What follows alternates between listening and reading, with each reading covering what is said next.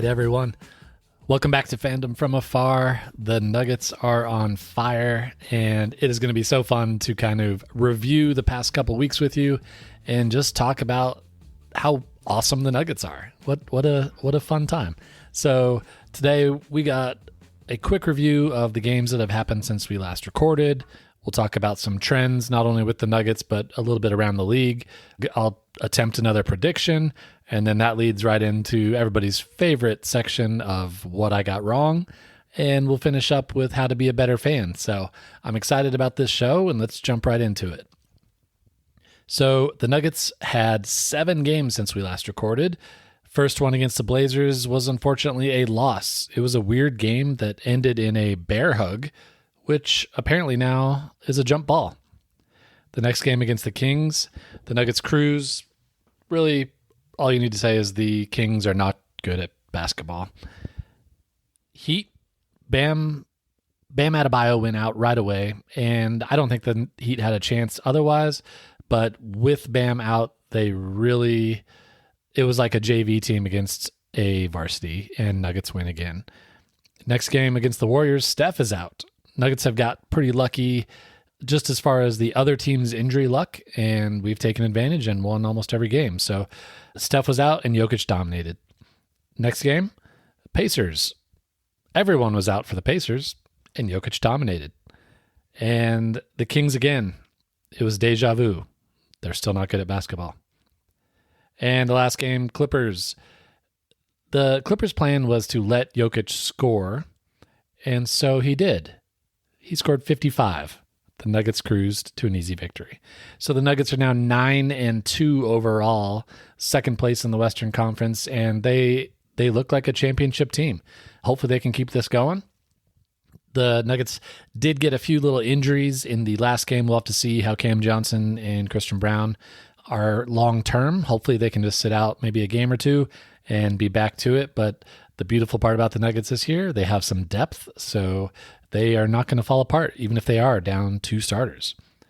Let's look at some trends. So obviously, the biggest trend is Jokic. We have to talk about him. I know he has been so great for so long. It's hard not to almost just kind of take him for granted. But this start to the season that he's having is historic, and it's been kind of fun on all the basketball podcasts I listen to. They are talking about him. They're not just talking about him when it comes to a silly MVP race and how to compare 2 guys and tear one down and build up the other, but they're just talking about his greatness. And every year we wonder how it could possibly get better. But Jokic has done it. He is better than any of his MVP seasons. He's better even maybe than he was during the playoffs when he won the championship and the finals MVP. He's on a historic level right now of just how he dominates the game. He obviously is not doing it through pure athleticism or his efficiency. It's really just amazing. He does not miss shots anymore. Now, in basketball, you are trying to make shots, and he does that very well. Now, I won't bore you with all the numbers, but just every game he seems to miss maybe 1 or 2 shots, and that's it, which is ridiculous because he's always getting double, triple teamed. He's not just dunking. He is shooting from everywhere and making everything. The efficiency is crazy, and he's already considered one of the best passers of all time. His basketball IQ is off the charts. His scoring, he seems like he can score whenever he wants, no matter who is guarding him. In the Clippers game, the most recent game, Zubac is known around the league as one of the best post defenders, and last year, he gave Jokic trouble. Like in the playoff series, he guarded Jokic really well. And in the Clippers game, most recently, he looked like he was not even there. Jokic is just at a whole nother level right now. And did I mention he's leading the league in rebounding and assists? It's just wild. Like, I really try and catch myself and just make sure that I'm appreciating what is going on, because a team like the Nuggets, we dream of having players like this, and they're never going to come via free agency. Free agents go to the big market cities just like they always do.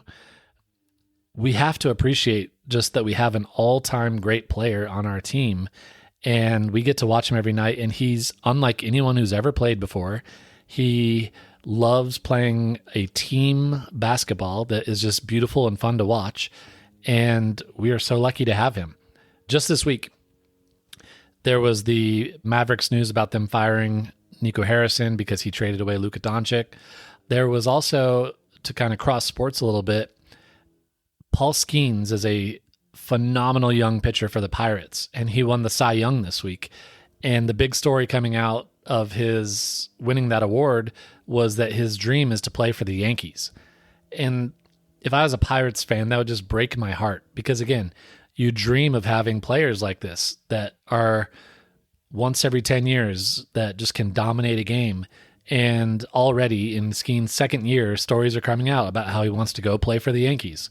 Now, in basketball terms, Luka is very similar. It wasn't that he wanted to go, but the Lakers just happened to get him. And so Denver needs to be so happy that we have a generational superstar that loves being in Denver, that plays the game in such a beautiful way that it's actually fun to watch.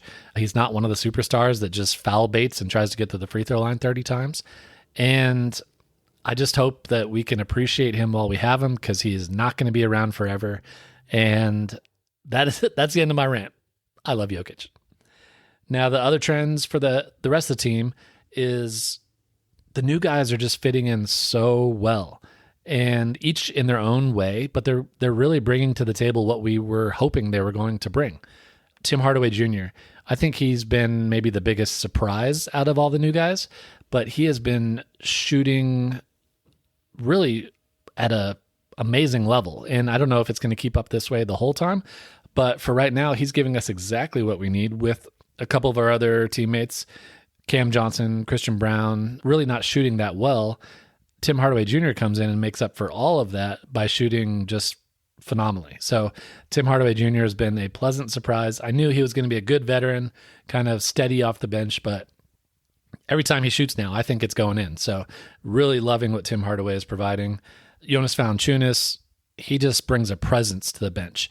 It's not always the prettiest thing. Sometimes the bench can still look a little clunky, but he at least provides a scoring option in the post. He will play pick and roll with whatever point guard is in there. He's rebounding. He's playing some defense. And so it's just really nice having a presence like Jonas as our backup center. And that has a big impact on Jokic. I think Jokic is playing only 33 minutes a game, and you can see how relaxed he is on the bench. He'll just kind of sit there with his little Gatorade and his legs crossed and just kind of joking around with his teammates. And he's not stressed because the bench is not immediately giving up any lead that he's helped build. And you can tell that when Jokic goes in, he's ready to dominate because he's having fun and he's rested. So Jonas is making a huge impact. Bruce Brown, he is providing some defense, and I love his approach, because one thing we discovered in the Oklahoma City series last year was if you have the reputation for being a physical defender, the referees are going to let you get away with a lot more. So immediately Bruce has come out this season and he is being super physical out on the perimeter. And yeah, he's getting some fouls called on him, but he's kind of establishing that reputation as a perimeter defender that really gets up into guys.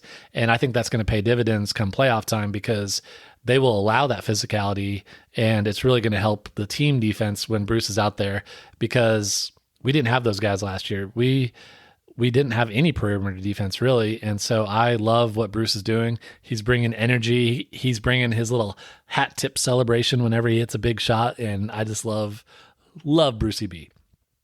And then Cam Johnson. So just like we said last episode, Cam is doing everything right except for hitting shots. And unfortunately, it's kind of heading down a path where he doesn't take that many shots. And so every shot feels even bigger, and he's not hitting those either. So hopefully if he steps away for a few games because of whatever arm strain injury he just got, hopefully he'll kind of be able to reset and just kind of settle in and just be more comfortable. I think he's putting so much pressure on himself to be the sharpshooter of the team. And otherwise, he's doing everything fantastic, like the passing, the cutting, defense even. So he just needs to start hitting shots, and I think it'll be a huge relief for him. And really, once he starts doing that, the Nuggets are going to be even more unstoppable. So all those guys are bringing kind of unique talents to the table, but the big overarching theme is they all fit so well with Jokic. Even Jonas, like I said, he's fitting in with Jokic by allowing Jokic to sit and rest. They did one game where they played Jonas and Jokic together for a little bit. It didn't really accomplish much, but it's interesting to try, and we might need to pull that out again in the Rockets game coming up because they play two giant men as well. So everybody's fitting well with Jokic. Jokic is dominating. Murray, Gordon, they're kind of settling into just doing what's needed. I think both of them are just trying to get through the season healthy and ready for the playoffs. They kind of realize what a special team this is, and 9-2, you can't complain. They're playing at an elite level right now, and really with our two losses, just one bounce of the ball either way goes differently, and we could easily be 11-0 right now. So you can not complain with how the Nuggets are doing right now. The little criticisms are very nitpicky, so I am thrilled with how the Nuggets are looking. Let's look at the rest of the league just really quick. OKC, what can you say? They are a machine. They are missing different guys every single game, but it just doesn't matter because they have all-stars in waiting that never play and then come off the bench and look amazing. So they are a scary team. They have built kind of a dream scenario where you have an extremely talented young team, loves playing together, and everything is based on their defense, which defense travels. It doesn't matter how they're shooting. They're going to swarm you, overwhelm you with athleticism, and it's impressive. So I'm looking forward to when the Nuggets and Thunder match up. We'll see how seriously each team takes the regular season matchups because I think both teams know that they're kind of on a collision course, hopefully in the Western Conference Finals, to match up and decide who's going to win the championship. Other takeaway from around the league is the East is just wide open. The Cavs and the Knicks were kind of supposed to be the class of the East, and both teams have done okay, not great. The other level teams like Orlando, even Philadelphia was looking good for a bit, but they're just so inconsistent that I think anyone could come out of the East, and whoever does come out of the East is probably going to get beat by whoever comes out of the West. I would say that Oklahoma City, Denver, and Houston are all much better than anybody in the East. So East is wide open. So for my Magic fans that I have down here in Florida, I'm hoping they can put it together and put a run, but I don't know. It's just looking like the junior varsity conference over there. And then last, the big headline, I mentioned it earlier, was Nico Harrison getting fired. It just still baffles me, the trade that he made. And the Lakers already get all the good free agents because everybody wants to live in LA. The fact that they were just given Luka Doncic for nothing, basically, just still blows my mind. And as a basketball fan, we are going to have to deal with that for the next 15 years. So I am not surprised that Nico got fired, but it just still blows my mind how it all came to be. So good luck, Nico. Hopefully I don't see you getting hired by the Lakers here in just a few weeks, because then the conspiracy theories would really be off the chart. All right, so let's look ahead. The Nuggets have 6 games in the next couple of weeks before we record again. And my prediction is the Nuggets are going to go 5-1. As much as I wanted to be brave and say they were going to go 6-0, I feel like 5-1 is more realistic. If I had to say which one they're going to lose, I would guess it's going to be some random game, not against like great team like the Rocket, but probably against someone like the Bulls or even the Kings, just because that's how the NBA works. You just never know on a night-to-night basis, but who knows? Maybe this team is different, but I think Nuggets will go 5-1 and Jokic will have 5 triple-doubles in that time period. So that leads right into what was I wrong about last episode, and we can go right to my prediction. My prediction was that the Nuggets were going to get a 9-game winning streak going, and then they were going to lose to the Clippers in LA. Well, that is not what happened. The Nuggets lost immediately after I recorded that episode in Portland. Like I said, they should have won that game. It was very unusual refereeing down the stretch, and the bear hug that ended up being a jump ball was just something I've never seen before, and it just kind of blows my mind what that call was. But it happened. The Nuggets lost, but they did win the rest of their games. So I was somewhat right with the record, but they did not lose in LA. LA Nightlife did not get them on a Tuesday night or Wednesday night, whenever that was. So while I was wrong, at least no one got arrested by the FBI like my first prediction. Poor Chauncey Billups. So I'll consider that a small win. I always want to mention ways to be a better fan. If you haven't already, I recommend the All NBA podcast. It's hosted by Adam Mares, who's one of the DNVR guys. But the analysts he has on there are Tim Legler and Jason Timpf has been added this season. And those are two of my favorite analysts kind of out there in the basketball media community. So the podcast, while it is a national podcast where they talk about all the teams, it does lean Nuggets. They usually find some way to talk about the Nuggets every episode. So it's kind of a nice balance if you like basketball in general and don't want to just hear about the Nuggets. I really recommend that podcast. It's amazing. One way that is not helping me be a better fan are these 11 p.m. tip-offs this year. That is rough.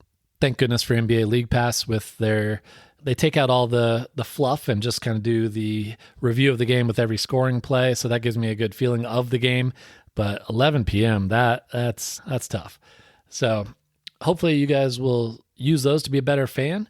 And if you've made it this far, I really appreciate you listening. If you know anyone else that loves basketball in your life, I would really appreciate it if you could tell them about this podcast and have them give a listen. So thanks for listening.